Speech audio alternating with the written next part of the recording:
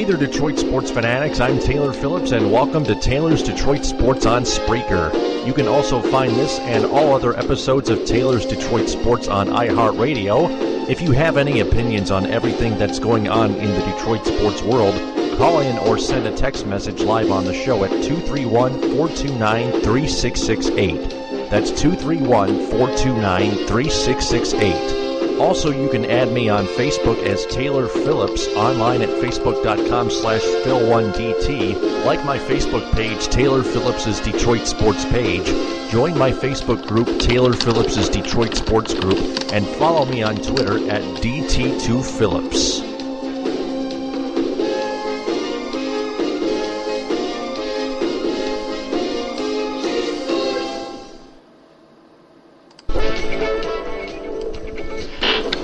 And this is the 100th episode of Taylor's Detroit Sports on Spreaker and on iHeartRadio. Yes, it is a milestone, folks.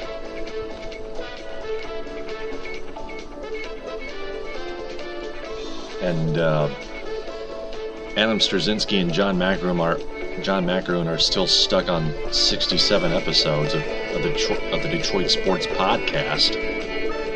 Man, have I outraced them. Anyway, let's just cut to the chase and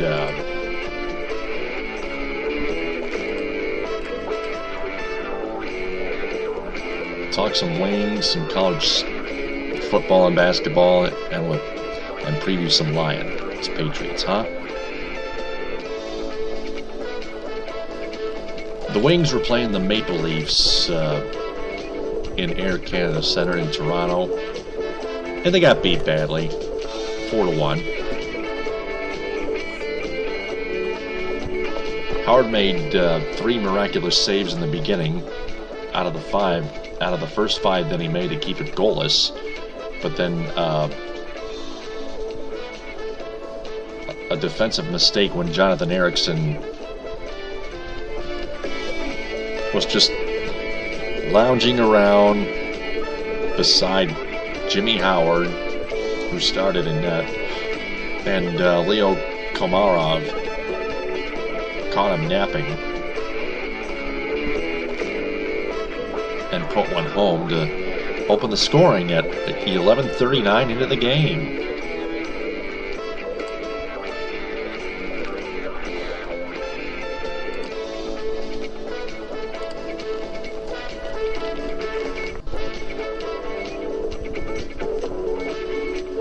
But then Tomas Tatar tied it at 10:28 into the second from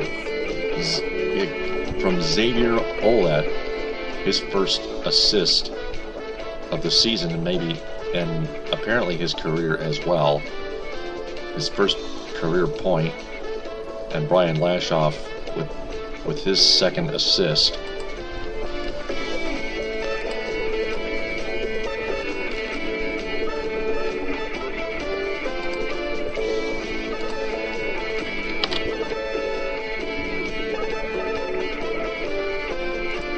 And then in the third period, the Wings were on the power play, but right at the beginning, when they won the face-off, 2 Red Wing players miscommunicated, and Tyler Bozak took advantage and stole the puck, broke away, and put the Leafs back up 2-1, shorthanded, just 3:44 into the game. When the Red Wings were ready to take the lead, they fell behind.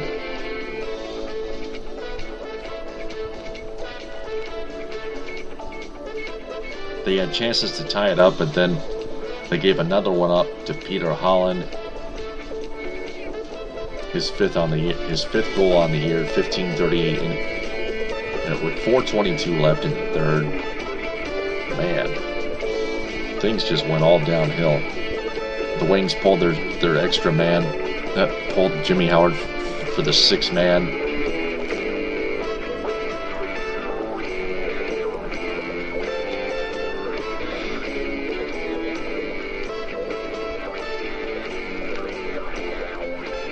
And Tyler Bozak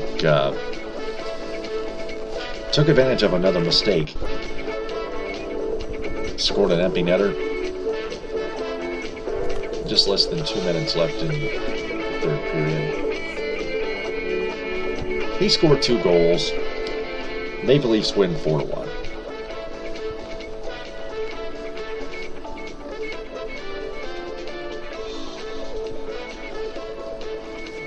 Turnovers and mistakes by the Red Wings killed them. They absolutely killed them. I'm just going to call that a fluke. Because the Wings have still done much better than they have the past 5 years. After losing the Cup in 2009.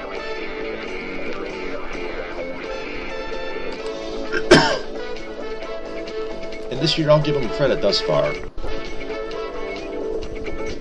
They return home against the Ottawa Senators Monday night at 7:30.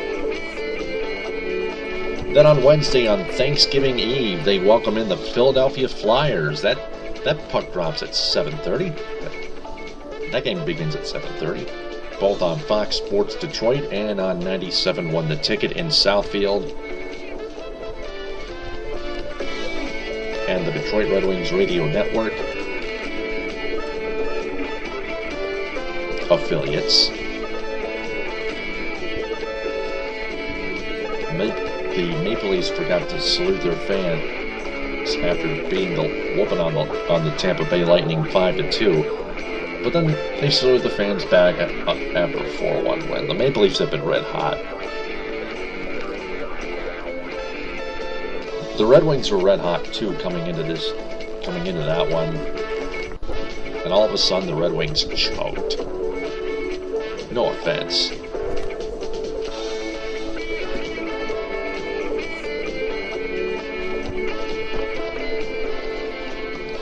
A defensive mistake in the first period cost them a goal.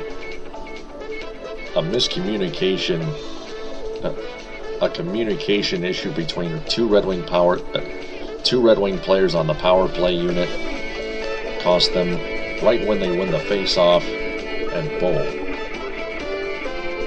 things just blow up. That's just Bush League hockey.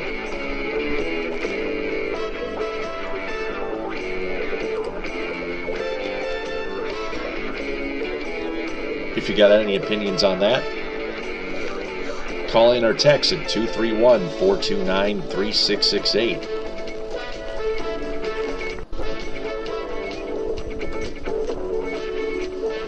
Let's go to college football. Michigan State whooped on Rutgers. Spartans 45, Scarlet Knights 3. On Senior Day in East Lansing, that was a no contest. Spartans led 35-0 at halftime. They only gave up a field goal. They gave up Rutgers' only field goal in the third quarter. Didn't score there. It's all about playing defense. Spartans put on 10 extra points in the fourth quarter, put a little icing on the cake.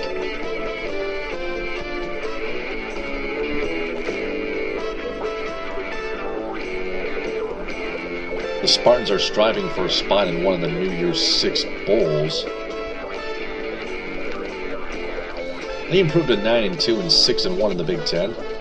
Rutgers drops to 6-5 and 2-5 in Big Ten play. Attendance record. The announced attendance actually was 70,902 at Spartan Stadium. MLive ranks them 10th.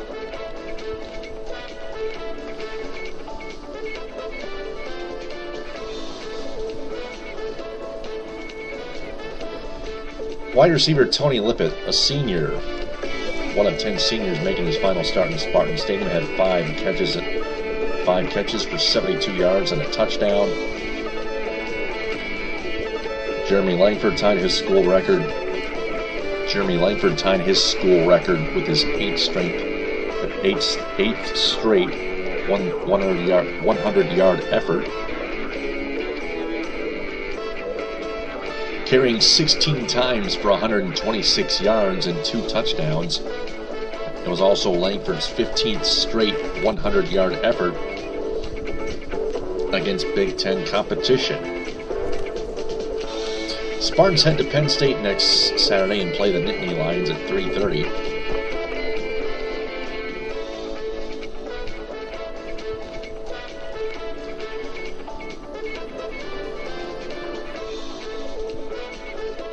If the Michigan State seniors beat the Nittany Lions and win their bowl game, they will tie last year's group for winningest senior class in history with 42 wins.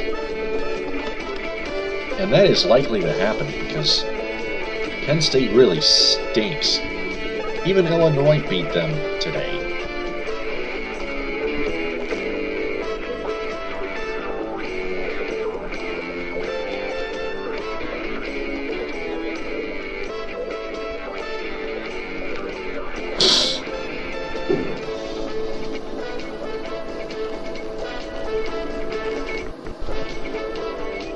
Team captain and starting left guard Travis Jackson left the game in the first quarter with an ankle injury, according to head coach Mark D'Antonio. He did not return.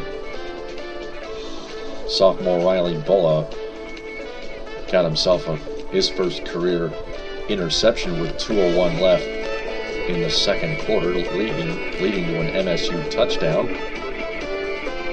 Senior right guard Connor Cruz had his first career carry, gaining 1 yard on an end around in the fourth quarter. And junior cornerback Arjun Colquhoun recorded his first career interception, intercepting a pass in the MSU end zone with 2:07 remaining.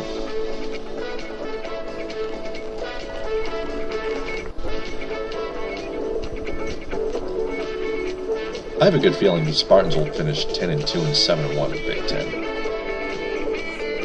The Spartans are going to rout the Nittany Lions on the road. And there's no doubt about that.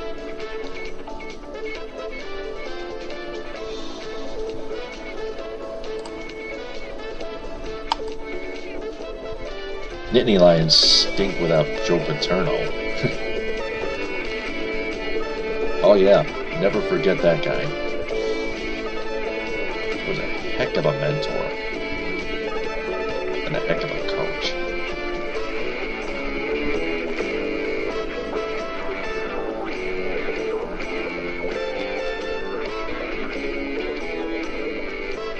Going over to Michigan now.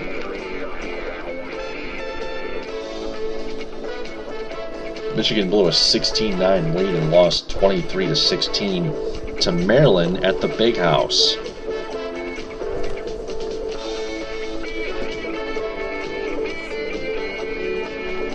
Matt Wiley missed a critical 39-yard field goal attempt wide to the left. He hooked that sucker.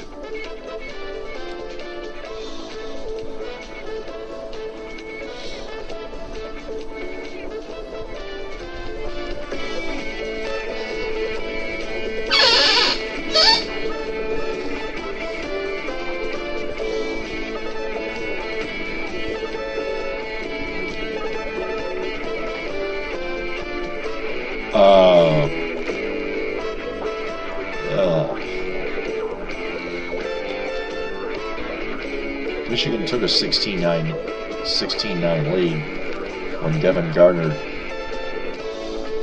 ran the ball himself on a quarterback keeper into the end zone from 15 yards out for a touchdown.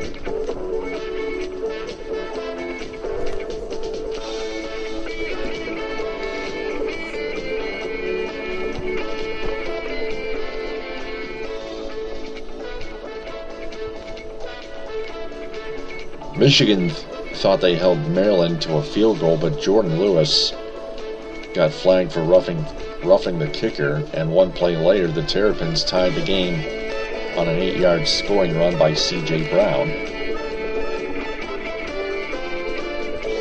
Then the Terrapins took the lead on a 1-yard touchdown run touchdown pass from C.J. Brown to Amba Edatawo for 36 yards.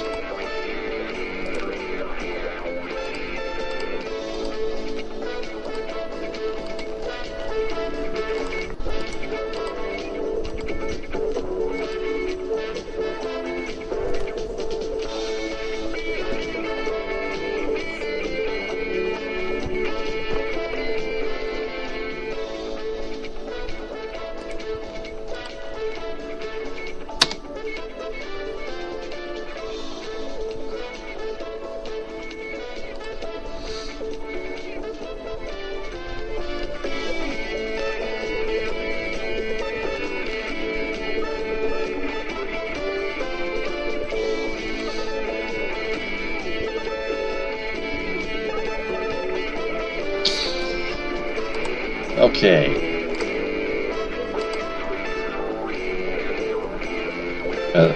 That touchdown, that game-winning touchdown came with 5:59 to go in the game.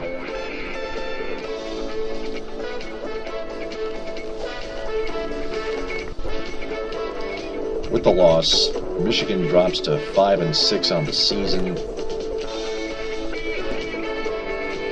And they're going to get whooped by Ohio State, and Brady Hoke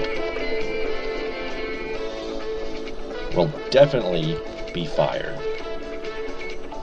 at the end of the season.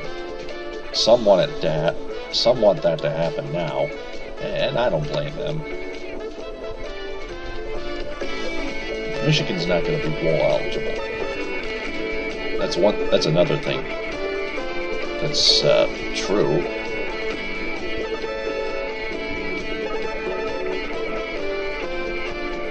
Even finishing 6-6 is a losing mentality. About as bad of a losing mentality as finishing 5-7.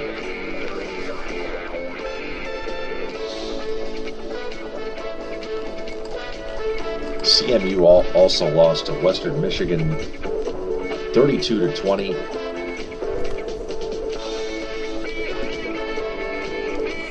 The Broncos scored an insurance touchdown with just a few minutes to go at Kelly Short Stadium in Mount Pleasant.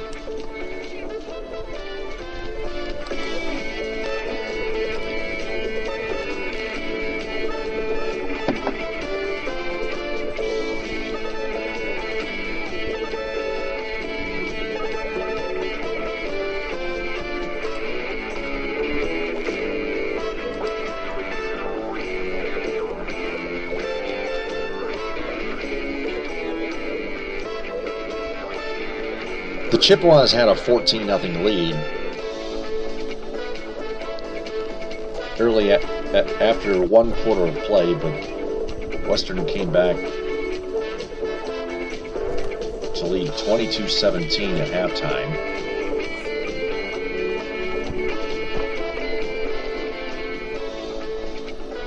Chips finished their season 7-5 and 5-3 in the MAC, the Mid-American Conference. They get a bye week next week. Keep in mind, both the Chippewas and Broncos are already bowl eligible. And the Chippewas were not necessarily fighting for a MAC championship shot.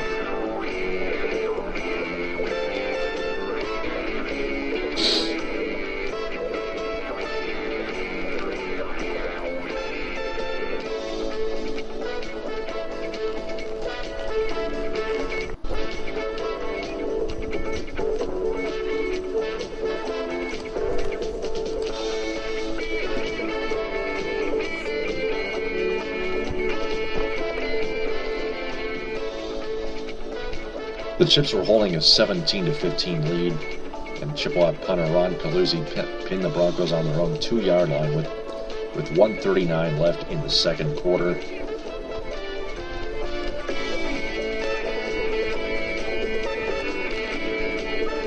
Zach Terrell who threw for 222 yards and 3 touchdowns.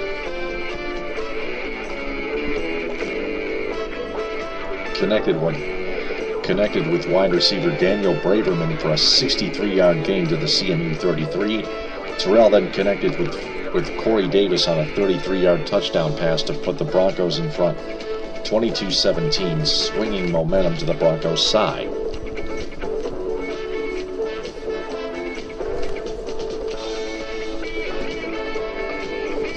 The second critical play came with 3:21 remaining. With Western leading 25-20, CMU freshman Amari Coleman attempted to field a punt inside his own 10-yard line, but he fumbled it, and the Broncos recovered at the Chippewa 2-yard line. And they scored a touchdown, Terrell and Davis,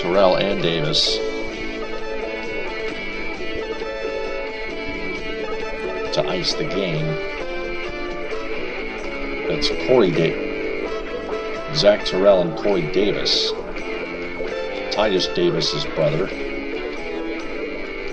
CMU committed 3 turnovers, including the critical one that cost them the game late in the fourth quarter.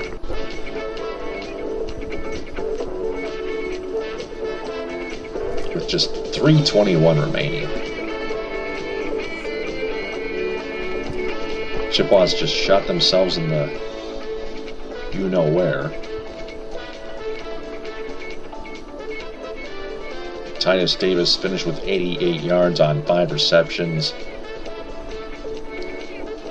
Cooper Rush for CMU completed 24-44 for 248 yards and 2 touchdowns. He threw an 18-yarder to Deion Butler and a 6-yarder to Ben McCord.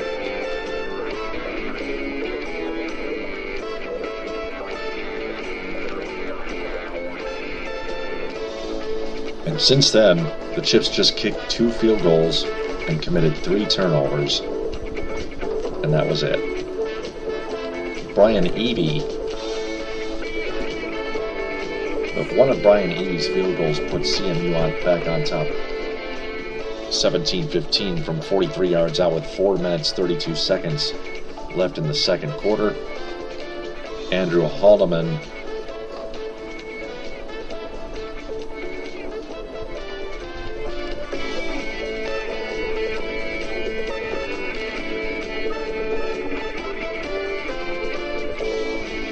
kicked a 19-yard field goal. Put the Broncos back up.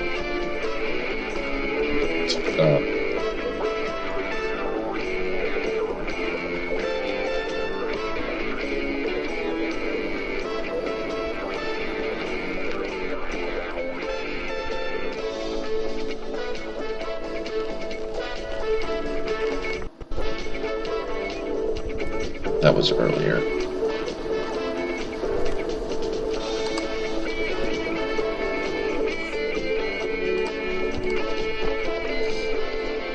And of course, Ball State, the Cardinals, defeated the Eastern Michigan Eagles 45-30 in the MAC Super Bowl. On to college basketball, Detroit Mercy beat The Detroit Mercy Titans beat South Alabama 66-53. The Western Michigan Broncos beat Drake 91-75. The Eastern Michigan Eagles beat North Carolina Greensboro 70-62. And that was it.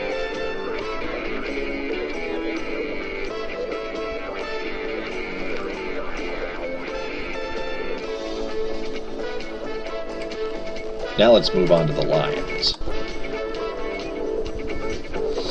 First and foremost, their matchup against the New England Patriots. Justin Rogers and Kyle Meinke discuss it.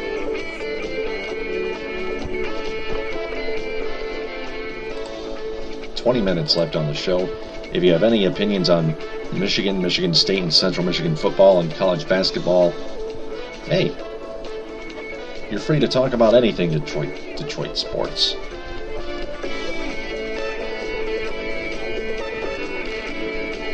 (231-429-3668) is the number to call and text. Again, that's 231-429-3668. Just call in or text in, whichever one you want to. Also add me on Facebook as Taylor Phillips. Join my Facebook group, Taylor Phillips' Detroit Sports Group. Like my Facebook page, Taylor Phillips' Detroit Sports Page. And follow me on Twitter at DT2Phillips. It's got 2 L's. So, just to make sure you spell my last name right.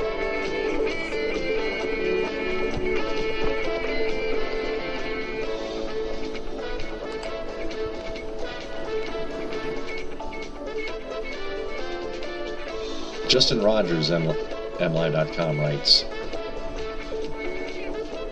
Detroit Lions matchup. Team's offense can't afford to stay slumping in New England. Detroit Lions offense versus New England Patriots defense. Statistically, the Patriots don't pop off the page, ranking in the middle of the pack for both rushing and passing defense, but there are a couple key factors to the team's overall success.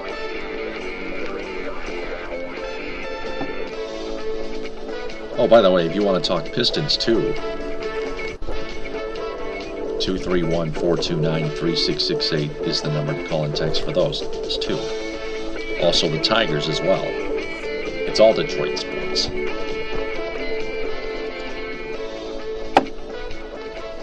First, New England forces turnovers at an impressive rate. They are top 10 in both interceptions and fumble recoveries. Secondly, they don't give up many big plays. The Patriots lead the league in fewest 20-yard runs and 40-yard pass plays allowed. Wowzers.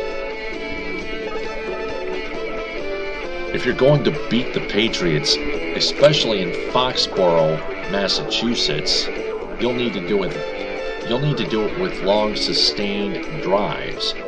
Not exactly the Lions' strong suit this year. New England's strength is in the back end, where free agent addition to Darrelle Revis leads a stingy secondary with incredible balance, awareness, and athleticism. He remains the gold standard at cornerback. He's joined by supersized Brandon Browner, a physical 6'4" cornerback, and playmaking safety Devin McCourtney. Up front, the Patriots are anchored by Man Mountain Vince Wilfork. The group is solid against the run, but has struggled to consistently get penetration on the pass rush. The linebacking group is athletic, but took a significant blow when Judd Mayo was lost for the year due to an injury. As for Detroit, the weapons are all there, but the rhythm is not. The offensive line has been porous, causing the passing attack and ground game to be out of sync. The team is simply giving up too many negative plays and penalties, especially the offensive line. The edge in this matchup, the edge in a landslide goes to the Patriots.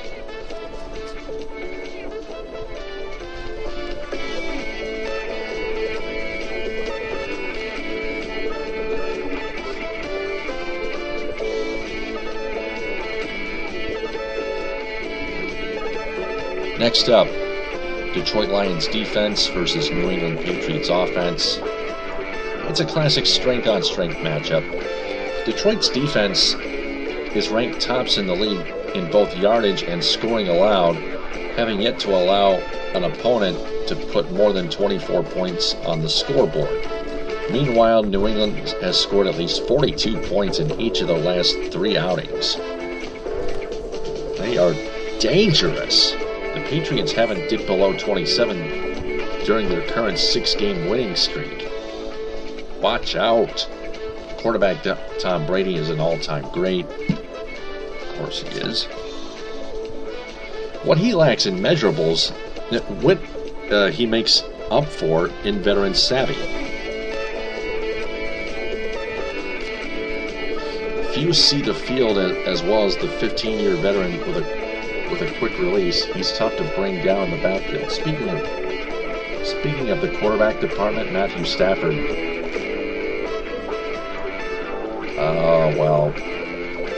has thrown too many inaccurate passes to his receivers, whether it's to Calvin Johnson, Golden Tate, Theo Riddick, Reggie Bush, Joyce Bell, Eric Ebron, Joseph Boye, Brandon Pettigrew. Whoever he throws to, some of his passes are way off the mark. Few see the field as well as the 15-year veteran Tom Brady with a quick release. He's tough to bring down the backfield. His top weapon is Rob Gronkowski, the best all-around tight end in the business. He makes his living catching short to intermediate passes and picking up yards after the catch, embracing contact with his 6'5", 265-pound frame. Gronkowski is supplemented in the passing game by short and speedy Julian Edelman and free agent addition Brandon LaFell, who has quickly emerged as a reliable deep threat for Brady. Tom Brady, that is. The Patriots' ground game is made up of a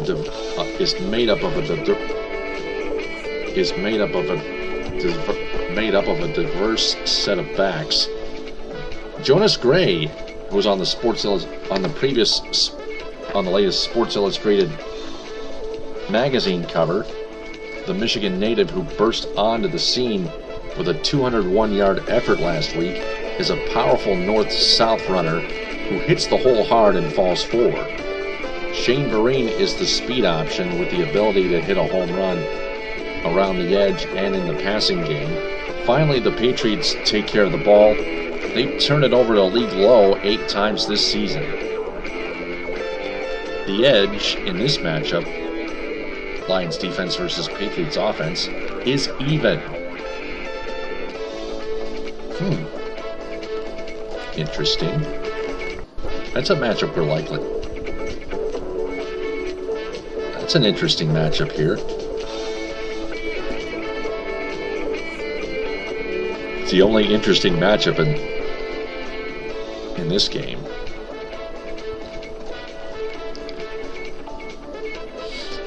Now special teams, as Matt Prater, who is still having side effects from his alcoholic issues after rehabbing, has brought stability to Detroit's kicking game. Well, sort of. The special teams have looked like a quality unit, but New England has been solid in that department all season. Kicker Steven Gostkowski has been automatic, making 24 of his 25 field goal attempts this year. The Patriots round out their team's play with strong-legged punter Ryan Allen and Edelman handling punt returns. He rarely signals for a fair catch and has the ability to take it to the house, bringing one back for a touchdown in 4 of the past 5 seasons, including an 84-yarder 2 weeks ago against the Denver Broncos.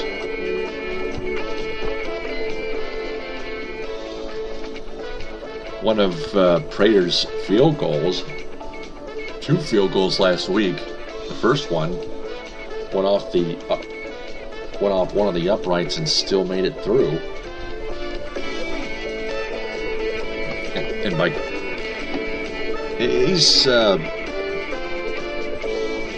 he's clanked a couple, he's clanked a couple good ones though. Both of them seem to make it between the uprights, but they got it. In my opinion, they still should have been down the middle. Edge goes to Patriots. I want Kickalicious on the Lions team. I want him reinstated. Forget his lack of experience in the NFL, okay? It's the kicking skills that matter. And they are beyond incredible. Reinstate him, train him, and sign him. That's all you gotta do. Coaching. Jim Caldwell for the Lions may bring more discipline. We'll get to the Lions franchise. We'll get to him in about a minute or two. Bill Belichick, the head coach of the Patriots, might be surly he might have questionable ethics given the $500,000 fine he was slapped with for his role in the Spygate scandal.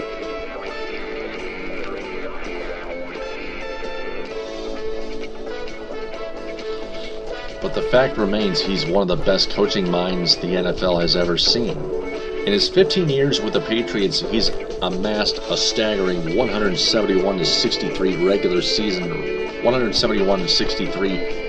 season record, led the team to 5 Super Bowls and won 3 championships. Yikes. That's an elite team right there. Despite some recent years where the roster has been leaner on talent, New England has won at least 12 games the past 4 seasons and are well on their way to another stellar campaign with an 8-2 record currently coming into this one. Lions coach Jim Caldwell might have Belichick beat on personality, but when it comes to coaching, Caldwell's resume doesn't hold a candle to the man in the hoodie.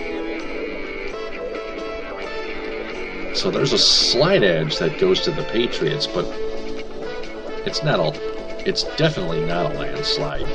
Those are 2 coaches that bring discipline to their respective franchises. Give them both credit. Intangibles. You probably heard it a few times.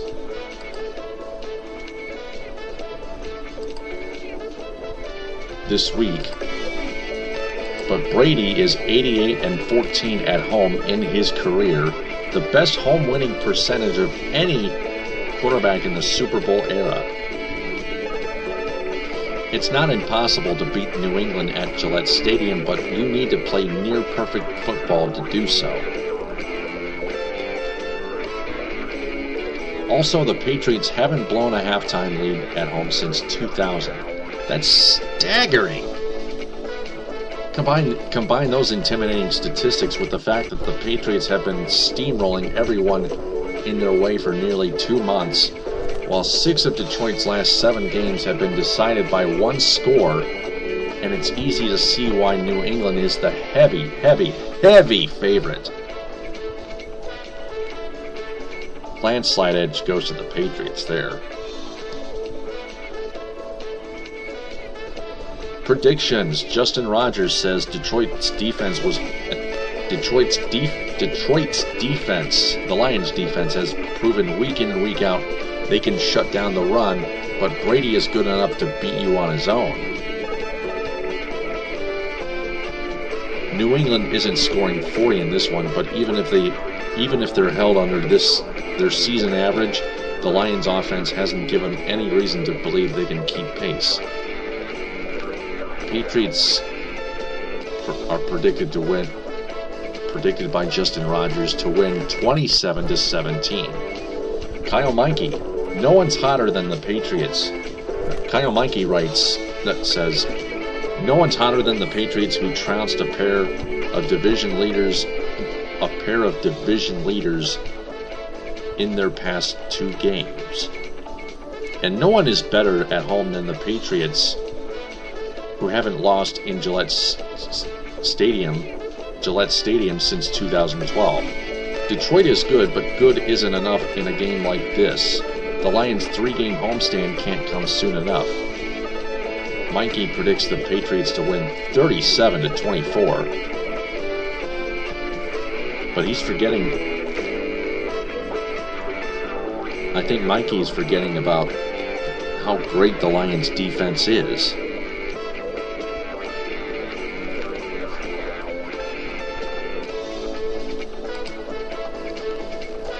But either way, I'm going to predict the Patriots to win as well. The Patriots are a hot team. The Lions are coming off a very rough loss at Arizona, shooting themselves in the foot. The Lions, however, have worked out former Michigan Wolverine and former New England Patriot punter Zoltan Mesko.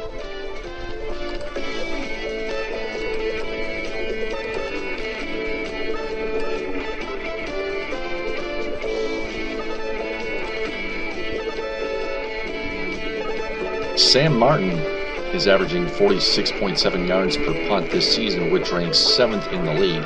He nets 41 yards flat per attempt, which is 8th.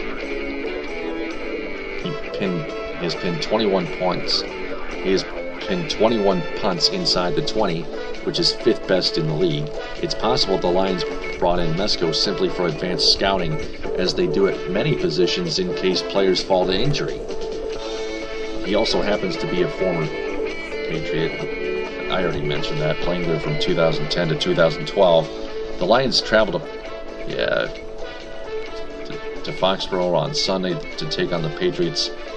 1 o'clock Eastern p.m. on your local Fox television affiliate. Mesko averaged 43.9 yards per punt, cutting to the chase in 4 professional seasons. The first 3 of which were spent in New England. He net 39 yards flat per punt. He played 7 games with the Steelers last year, but hasn't played in the league since. Mesko was an All-American at Michigan, the University of Michigan, in 2009, and still holds career and single-season records for punts and punting yardage.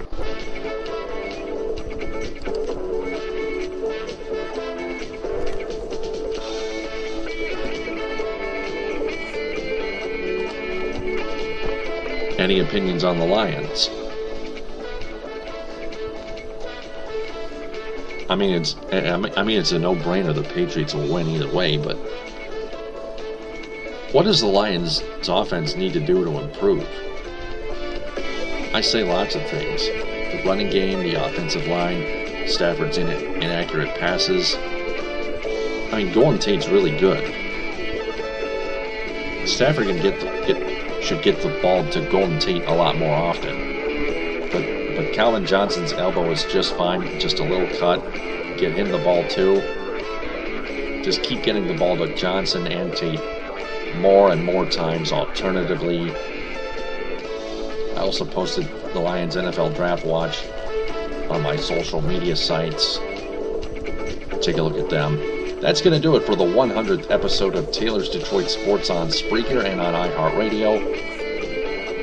Join me tomorrow night on Blog Talk Radio at 11 p.m. Eastern, and then I'll be back Monday night after the Wings take on the Ottawa Senators for episode 101 of Taylor's Detroit Sports episode 101 on Spreaker and on iHeartRadio. Until then, this is Taylor Phillips saying TTFN, ta-ta for now. Ta-ta for now, and happy milestone, everyone.